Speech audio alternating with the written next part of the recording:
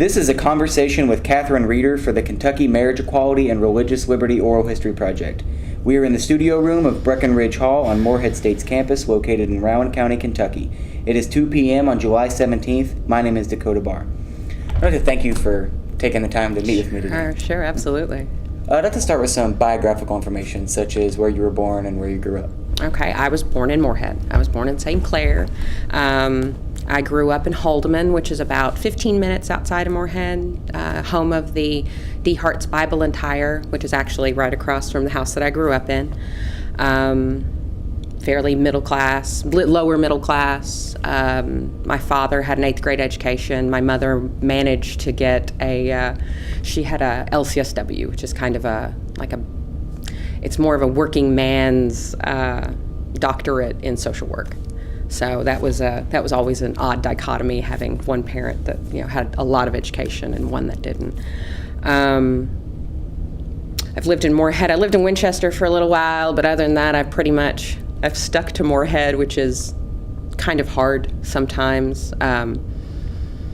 Being in a small town, thinking a lot larger than a small town sometimes. Do you care to touch on your religious upbringing or ideological background?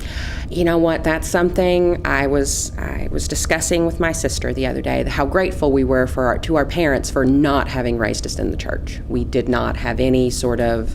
I was never in the church as a child. I remember a rare vacation Bible school incident or two, but other than that, we were really very non-religious.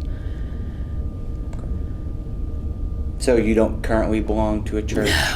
No. Actually, after the whole marriage equality thing, we had, my boyfriend's parents are deeply religious, and I had gone to church with them simply because it was asked and, it seemed polite. But the Sunday after the Supreme Court, came down with marriage equality, the preacher at their church in Magoffin County preached on Sodom and Gomorrah. And after that, I was just kind of done. So that actually, the marriage equality ruling even more impacted my capacity to deal with Christianity and the issues surrounding it. And what do you do for a living? I'm unemployed currently. I'd like to ask you how you first became involved in the marriage equality movement.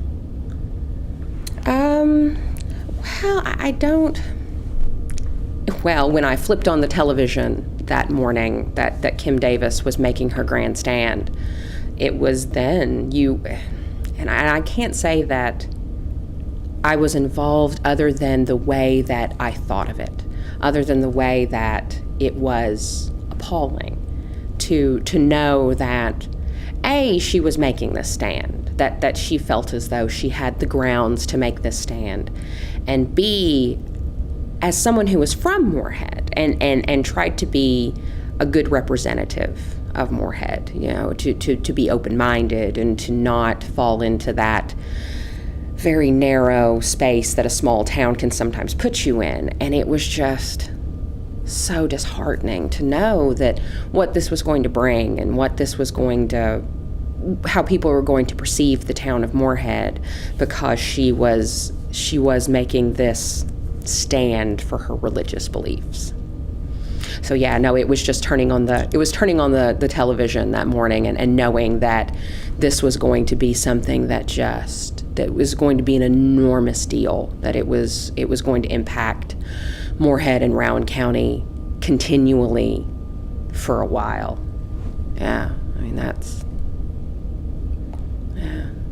So you mentioned that you remember hearing the U.S. Supreme Court's decision making marriage equality law of the land. Yes. How did you first react when you heard that decision? I thought it was amazing. It was one of those things that you don't expect until it sort of lands in your lap, and you listen to it and you think, wow. It's one of those moments when you're proud to be an American, and those seem so few and far between anymore. So it was one of those moments where you're very pleased that your Supreme Court is taking into consideration everyone, that no one, that at least one group that has been so marginalized is getting, what they deserve. And so after the Supreme Court's decision, did you expect there to be any kind of issue such as the ones that we had summer of 2015? Absolutely. I mean, you can't make such broad, sweeping change in a day and expect it to just stick. There was undoubtedly, I didn't foresee how much it would, how broad it would become with states, not recognizing, not wanting to recognize this law, and how belligerent it all became. Although, when you really think about religion and how deeply seated it is in the American culture, it was inevitable. But I suppose the sort of Pollyanna aspect that I have sometimes made me want to think that, well, maybe, if the Supreme Court says it, then people will just, accept it, and it will become something that just becomes ingrained in the fabric of our culture, and people will get on board and be okay with it. And it was naive to think that was going to be as easy as that. I did not expect it to hit so close to home. That was the troubling part, and like I said, how it reflected on Moorhead and Rowan County. I knew that it was going to be bad. It was going to be ugly and contentious. So you do consider Rowan County to be your home? Absolutely. So considering this event took place in your home, does that have an effect on your feelings towards the matter? Oh yeah, of course, because I knew, and being from Rowan County and being from Kentucky, we're traditionally marginalized. We're traditionally viewed as kind of stupid, kind of hillbilly. And I say that as, someone who is from here. I feel comfortable, acknowledging that and moving on. That I am, while some may consider me a hillbilly, there are times I consider myself a hillbilly. So that's fine. I can cope with that. But I knew how people outside of Kentucky were going to look at Moorhead, and were going to look at Rowan County and the whole state.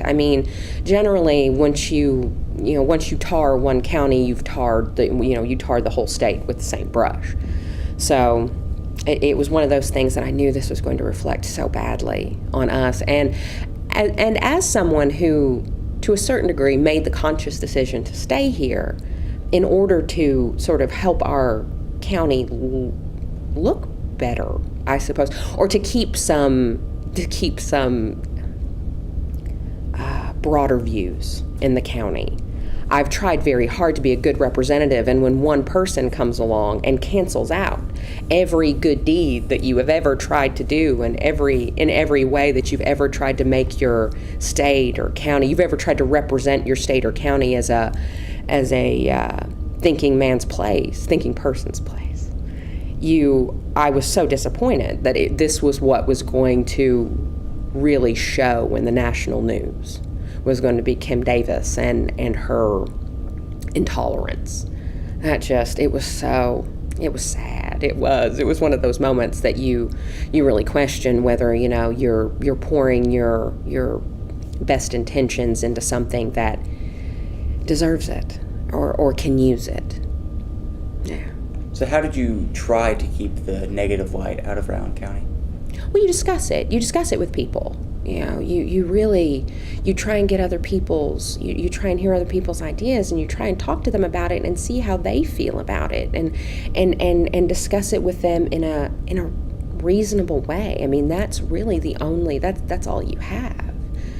Trying to discuss things with people who are also in the church, and maybe they have some idea of the idea of what they think versus the idea of what you think, and you can somehow bring that together. But it was so divisive.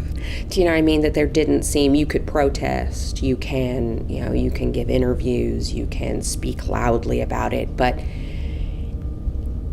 it was this really odd there was this really odd feeling about the whole thing that she felt so morally justified that she was going to have her way to some degree. And that to me is the most galling, is that there was nothing about this that ever, at least as far as her job, there were no negative impacts to her as far as where she worked or, how she worked or that she continued to work.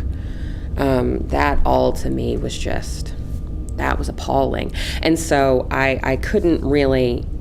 you couldn't really talk to people about it. Do you know what I mean? You could try, but people would get, if they didn't already share your view of of how things should have turned out, that you couldn't discuss it with people in a reasonable way.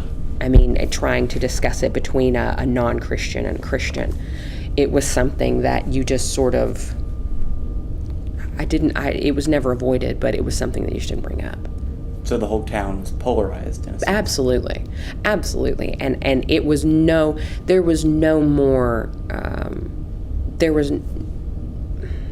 the biggest part was the people that came in from outside of Rowan County and continued to polarize it and continued to make it to blow it out of proportion, to aggrandize it even more. I mean, the gentleman who parked the camper at the intersection of 60 and 32 there with the corpses and the large billboards that had, that discussing homosexuality as a sin and how you were going to burn in hell, and he wasn't from Rowan County. He wasn't. I mean, that was, as a representative of the Christian movement, he was appalling. He should have, in my personal opinion, he should have been appalling to even the Christian right that was standing up for Kim Davis. I would have distanced myself from him as much as possible. Yeah.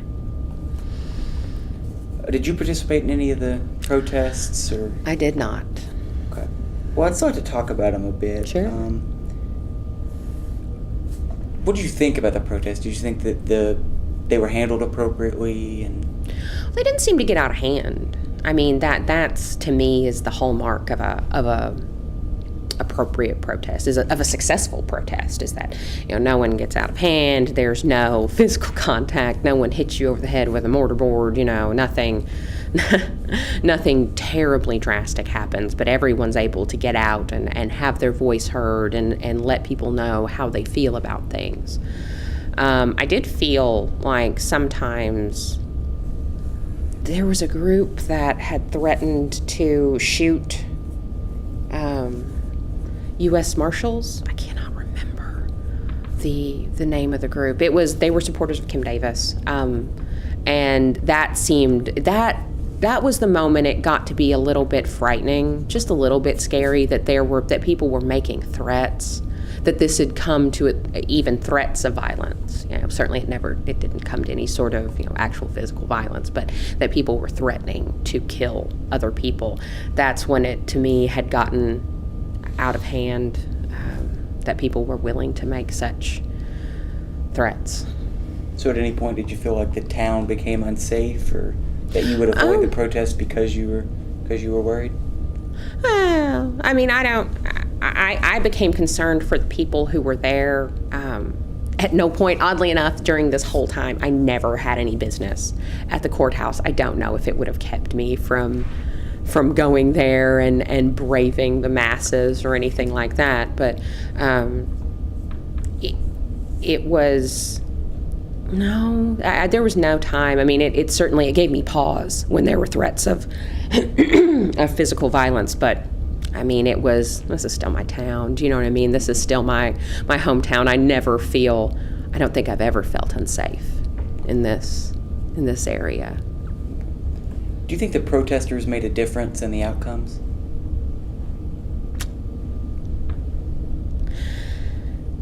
I want to say yes. I want so desperately to say yes. I do. Because protest is one of the last things that we have available to us to make our opinions known and our voices heard and those sorts of things. But no, on either side, certainly the Christian side didn't sway me in the slightest, and the people protesting for marriage equality, I totally supported them. I felt as though, I held every opinion that they did. So do I felt like they swayed anyone?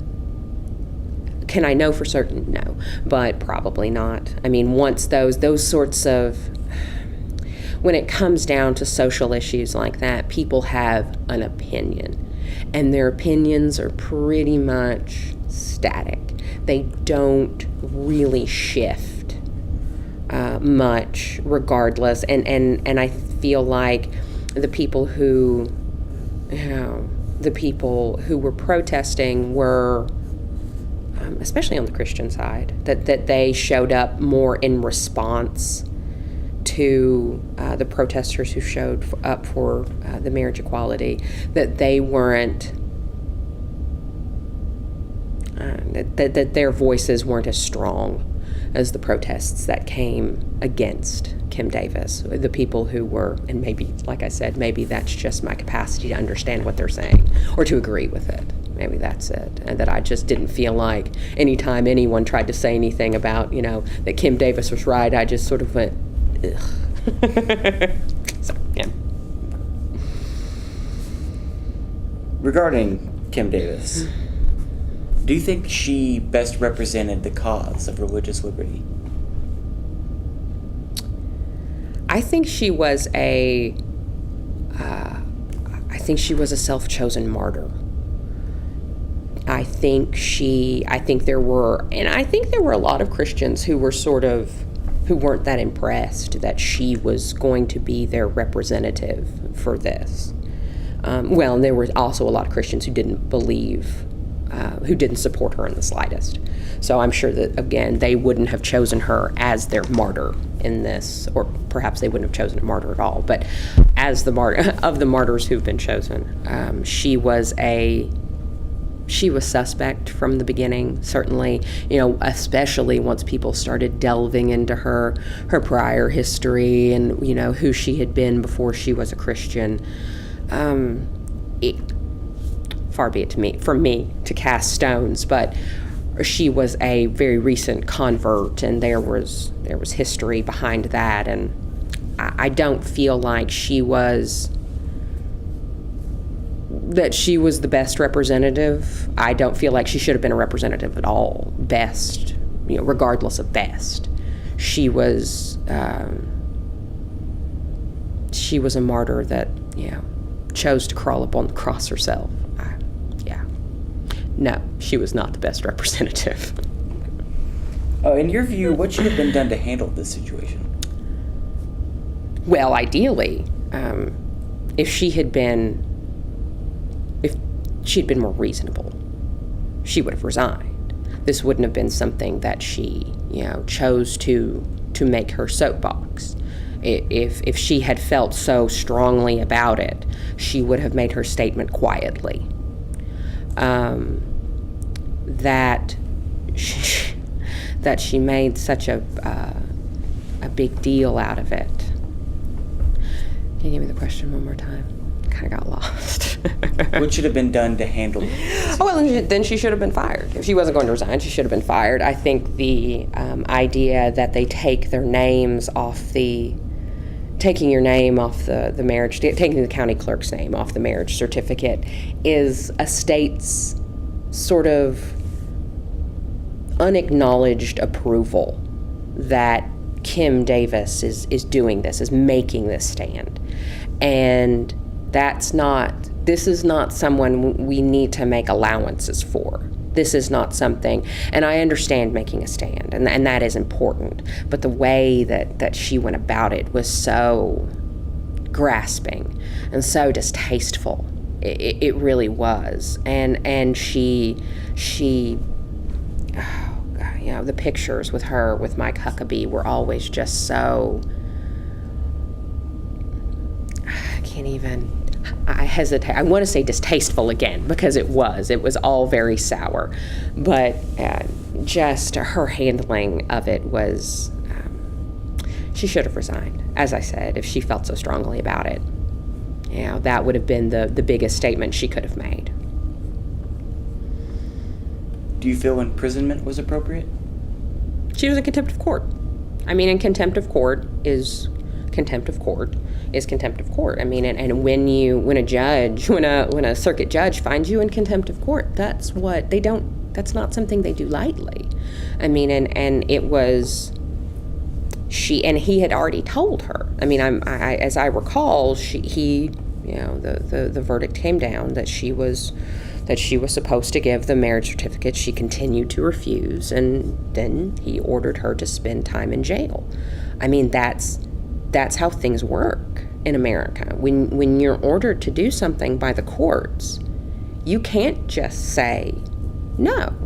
I mean, that's not, and I think that she had been slightly spoiled at that point by the fact that she had just said, no, I'm not going to do this, and you can't make me. So when he put her in jail, I think that was a bold statement, and I clapped. I clapped just a little bit for Judge Bunning that he had made a statement and followed through with it. So yes, jail was appropriate. What were your thoughts upon her release from jail?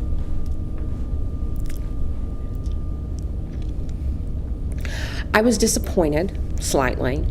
I felt like, and especially, the conditions in which she was sort of treated like a celebrity while she was in jail. So I don't feel that bad that, she ended up spending 5 days in jail. I remember, actually, I just recalled this, I remember making the joke that I wanted to see her tear-stained mugshot, and then I got it, as if, ask and ye shall receive. There it was. And I was just so,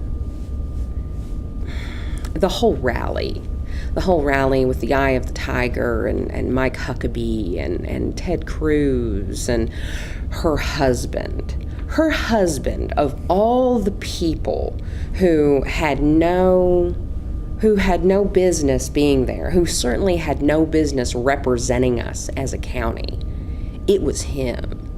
I mean, with the overalls, and I have spoken with people in Rowan County about that. I mean, and people who were much more closely involved with this than I ever was, and they were just so disappointed with his showing that he would, that it would be him that people really stuck on, and really, he was the idea of what Rowan County was filled with, and that was so disheartening. It really was. Yeah.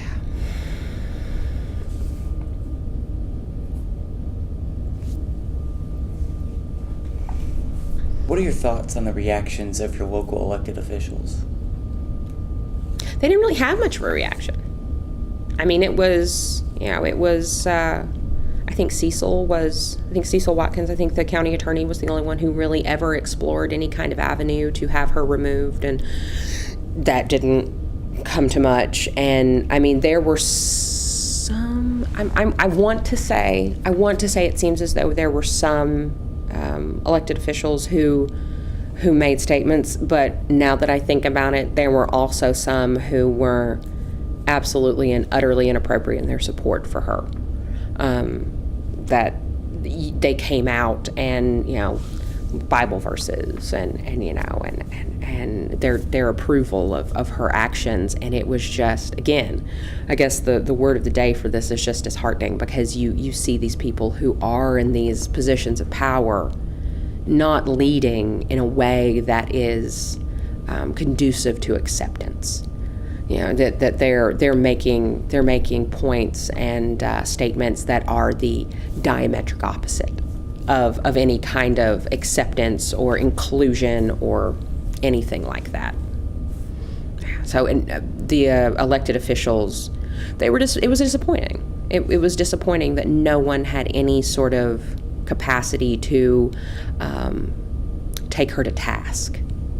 that this just rolled on for months and months and months, and still no one stood up as a voice of reason and said, can't we remove her? Can't we do something to get her out of office such that this goes away? Yeah. Do you think the presence of a fairness ordinance in the city of Moorhead should have had an effect on the outcomes of this? Yes, it should have.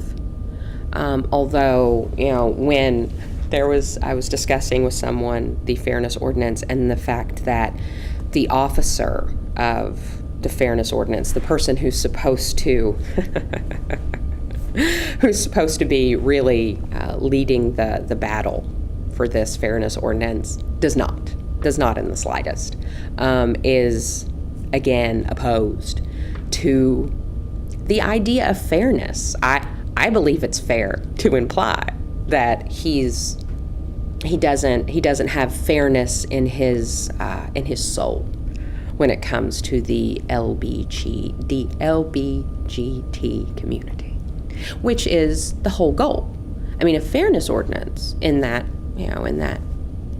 idea is just fair. How hard is fair in these circumstances? So no, I feel like the idea of the fairness ordinance here in Rowan County, while absolutely needed, deserved, required, has not helped the movement at all. Has not helped, has not supported the movement in the slightest. When you first heard about the Rowan County Clerk's decision not to issue marriage licenses, you said that you felt this issue was going to explode. It was going to be plastered all over the media. Mm-hmm. With that being said, do you believe that the media attention it received was appropriate? I thought it was obnoxious. I got to the point where I was absolutely, utterly tired of Kim Davis. And I don't doubt that there were so many people who were also tired of Kim Davis. And it wasn't the movement, it wasn't the protests or the coverage that came with that. It was the woman herself. I was tired of seeing her face. And it just seemed to drag on for months and months and months. And the most disappointing was that it was allowed to, that no one stepped in and sort of, forced her to resign or fired her or took her to task in any capacity. No one in Rowan County made any effort well, I'm sorry, I take that back. There were some who at least wanted to, and perhaps they couldn't find an avenue to do so, or I'll try and be as forgiving as possible about that. But there were plenty of people who just did nothing, who did nothing and took a back seat and didn't have any kind of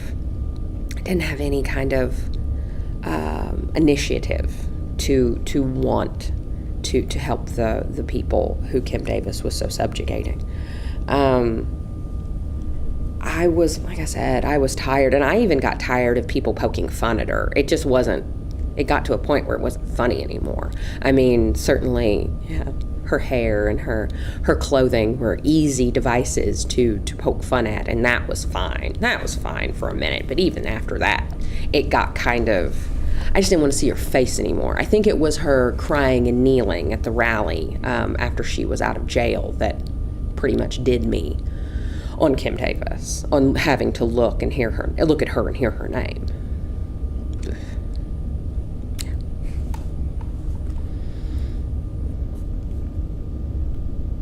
Regarding the movement as a whole, what are your thoughts on the outcomes of either side of the issue? That was the strange thing, is that it didn't seem to, it built and it built and it built. And then it almost was just, it seemed like everybody got tired of it after a certain point, because, she was put in jail, she served her time, and then she had to start giving out the marriage certificates, whether her name was on it or not. And, they figured out that, that the county, or the state would accept the marriage certificates without her name on it. So the people who were wanting the marriage licenses got their marriage license. And it was, do you know what I mean? That was the biggest thing. That was the largest complaint, that they couldn't receive marriage license. So they got their marriage license, and that sort of, it just sort of dissipated. It was just as though, that it had, not that it had never happened, but that it was over. But to me, it was unsatisfying, and I'm sure it was to a lot of other people, that she didn't really have any sort of, there was nothing that happened to her. Her 5 days in jail was really, and the damage to her reputation. I mean, she is now synonymous. She's nationally synonymous with just a sort of religious intolerance that people were really hoping could be done. Do you know what I mean? That we could all just agree on this as a social issue and just let it go. That this was what the Supreme Court said, and we can all just honor it. And she was the figurehead for that. And once it was over, I think people were kind of glad to let it go, because it made Rowan County look so intolerant and so unable to accept people who were different from them, that I think people were just glad, and especially all the circus, the rigmarole, the hoopla that had gone on at the courthouse. It was, once that had died down, once that was over, people were kind of glad to let it go. And especially, since when she began to give marriage certificates to anyone who asked, then it was sort of moot. The protest was moot. Would you call any side a winner in this debate? No, I don't. I still don't feel as though, discussing the fairness ordinance, there's still no fairness. I don't feel like that's something that's happened, and I feel like the Christian movement they were validated to a certain degree. The people who were protesting against Kim Davis were validated in and of the fact that they received, they received marriage certificates, and the Christians were validated in and of the fact that she just had her name. She didn't have to put her name. She didn't have to put her good Christian name to these marriage certificates that she just couldn't condone. So, is there a winner? No, certainly Kim Davis didn't win. She's sullied forevermore, and Rowan County didn't win in and of the fact that we dealt with this. This was a whole summer-long thing that we were sort of unintentionally embroiled in, and no one, the nation didn't win to know that there were still pockets of intolerance hiding in Kentucky and any other state that where county clerks didn't want to give these marriage certificates. No, I don't feel like anyone really won. I don't feel like that anyone was overly impressed, that anyone's mind was changed. No, I don't feel like that. You keep mentioning that Rowan County and Kim Davis have become synonymous. So with that clearly brings change to a region. Absolutely. And I just want to touch on that. How do you feel that the community at large has changed because of these events? Well, there's they're having a pride. They're having pride festivals. It'll be the first annual pride festival here in Moorhead. And I can remember, a friend of mine years and years ago wanting to have a pride parade and really being excited about it, and not finding any kind of support or acceptance, even within the local government. Everyone just, they just shook her off. And so that's certainly, that's positive. That's a positive thing. I think people are much more aware of their local politicians and what their ideas are on marriage equality. or LBTGT community members to begin with. Because when it's not discussed, you can assume, which is, of course, such an ugly word, but you can assume that someone, if you are transgendered or gay or lesbian, that you can assume that this people, if they treat you nicely, that they're on your side, that they will be on your side. And I think that sort of came out slightly more, that no, they're not. They may treat you nicely because they're a politician, but as far as your lifestyle, they're not going to help you reach the goals that you're shooting for. I think this was a lot of change for some place like Rowan County all of a sudden. And you'll notice when you discuss, the places that didn't want to that didn't want to issue marriage license. I know there was another county clerk in Kentucky, it seems like, who is also very vocal, and it seemed like there was at least one in North Carolina, and these were, North Carolina and Kentucky are considered, they're rural. They're widely rural. And so this was just a lot of change for these counties to try and accept overnight. And they were just, it was too much too soon for poor little Rowan County. They just couldn't cope with it. Would you consider Rowan County closer together or further apart? That's interesting. I don't know. Because I would like to think of us as close-knit, I suppose, and just being such a small county. You want to imagine that it's neighborly, but the more pragmatic part of me knows that now we all just know. We know where we stand on things. And it's more important, especially, now that this is sort of died down, it's fine. It's fine for everyone to have their opinion. It's fine. And it's always been this way. You can have your opinion, but you cannot make it impact other people's lives. Your opinion is your own. And Kim Davis's opinion was her own, and she came out as a spokesperson, as a seeming spokesperson for Rowan County. And that, I think that was divisive.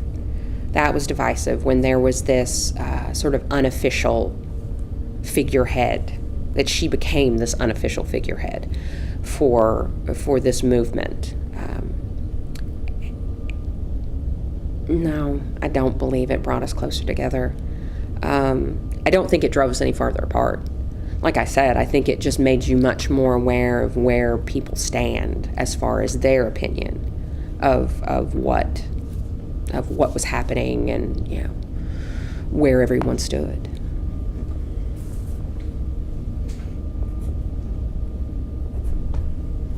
Do you believe the debate over religious liberty and marriage equality, or even LGBTQ equality in general, is over? Oh, no. I can't imagine. I don't know if it'll ever really reach a point where people are like, oh, we don't have to discuss this anymore. Perhaps marriage equality, because that's just such a small aspect. Well, it's not a small aspect, but it's a portion of the much greater issue. Hopefully, that the Supreme Court ruled so, surprisingly, will give people the courage to change their minds about things. That they will come to a point where they believe that this is something that marriage equality is something that everyone deserves.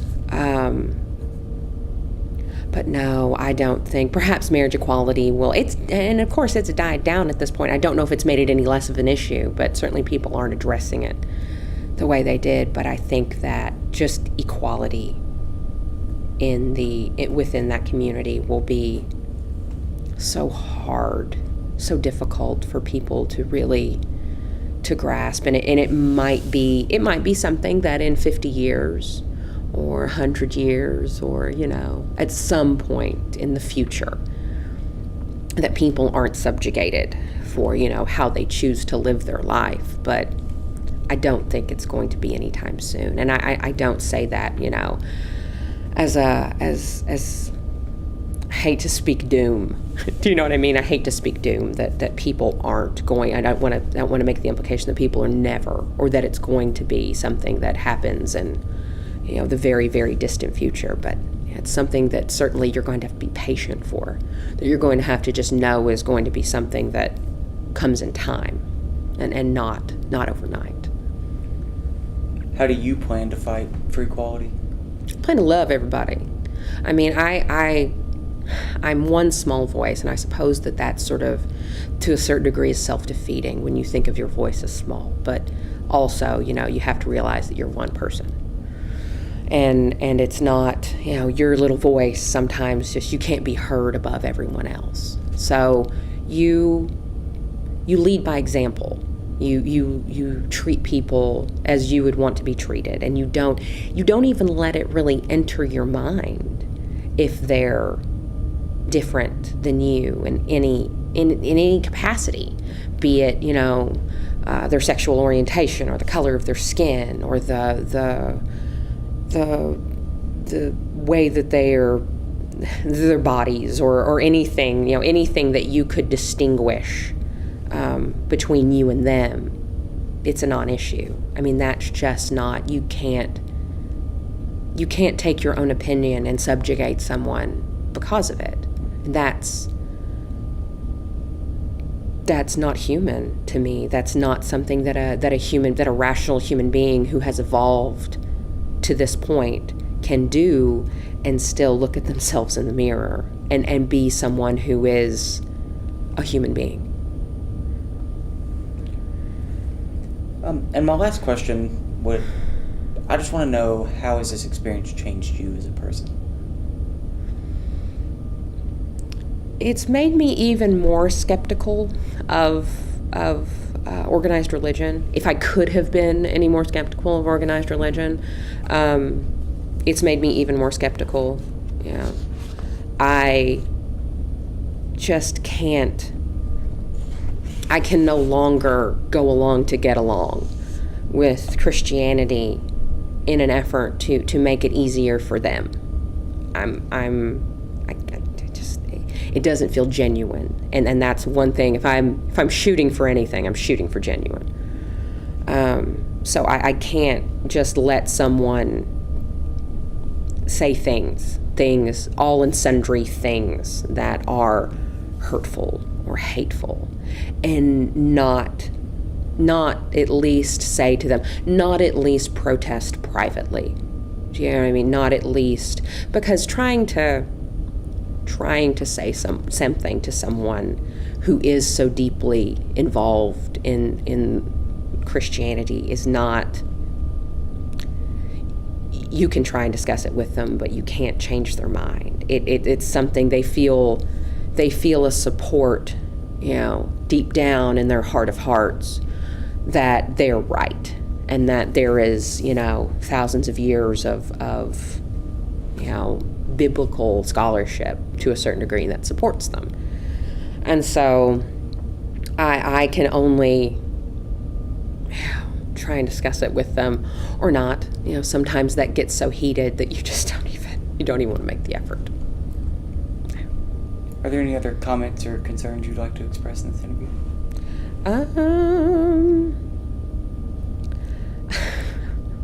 There are so many. Honestly, there are so many, and you don't. Yeah. No, we'll be good. Okay. We'll be good. We'll let this go. Okay. Well, I'd like to thank you once again for taking the time to talk with me. Sure. No, thank you for having me in.